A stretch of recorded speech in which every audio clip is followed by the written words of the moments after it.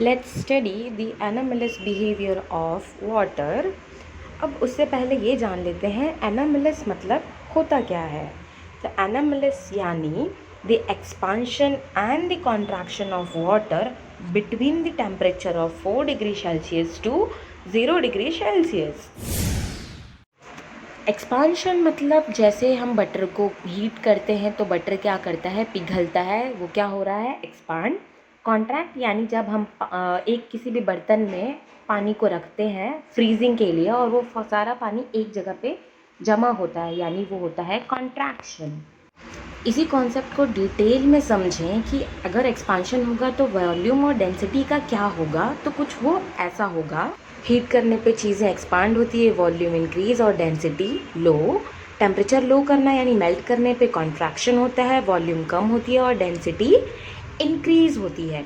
ये चीज़ें याद रखनी है। और पानी में क्या होता है कि 4 डिग्री सेल्सियस तक पानी की डेंसिटी सबसे ज़्यादा होती है, फिर धीरे धीरे करके डेंसिटी कम होती है। कैसे, वो आगे देखेंगे। हम सब ने ये देखा होगा कि पानी के ऊपर आइस क्या करती है, फ्लोट करती है तो दोनों एक ही चीज़ ना, फिर ऐसा क्यों?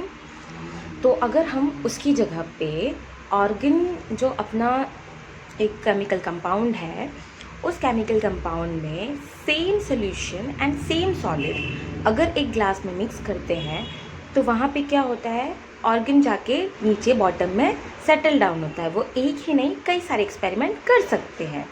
बट आइस क्या होता है, आइस वाटर के ऊपर फ्लो करता है। How is that possible?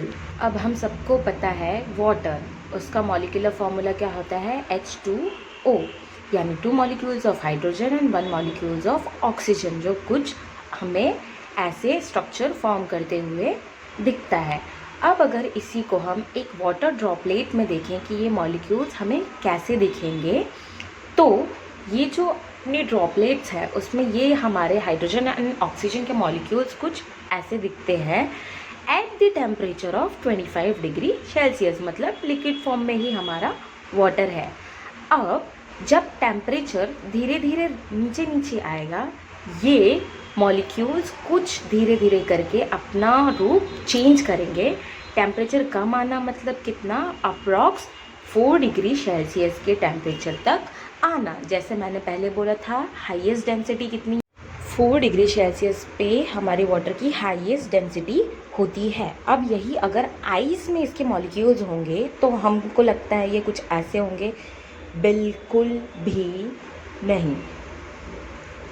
तो होता क्या है, hydrogen bond between oxygen and hydrogen, ये होती है कोवैलेंट बॉन्ड, यानी sharing pairing of electrons. Electrons क्या होते हैं, शेयर होते रहते हैं एक ऑक्सीजन और एक हाइड्रोजन एटम के बीच में। तो ये अगर नंबर ऑफ मॉलिक्यूल्स हैं तो एक दूसरे के साथ कंटिन्यू शेयरिंग होती रहती है।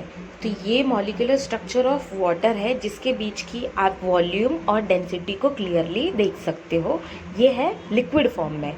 बट जब ये आइस फॉर्म में होता है तो इनके बीच की स्पेस कुछ बढ़ जाती है, इसीलिए डेंसिटी कम होती है। तो ये स्ट्रक्चर कुछ ऐसा दिखता है, इसीलिए आइस के अंदर डेंसिटी बहुत कम होती है एंड इसी रीज़न से वो वाटर के ऊपर फ्लोट करती है।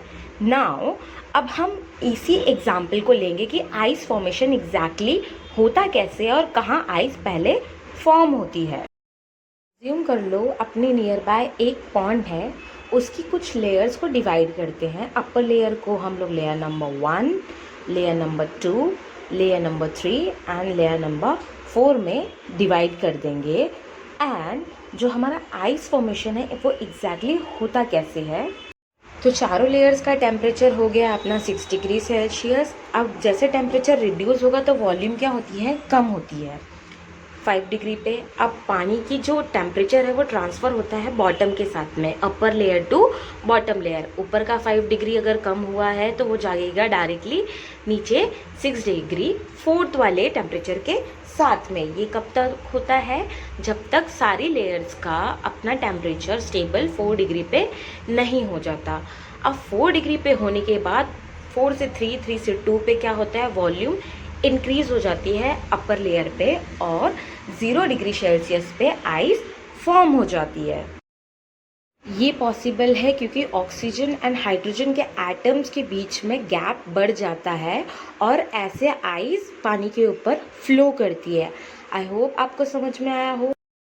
तो please like share subscribe and share.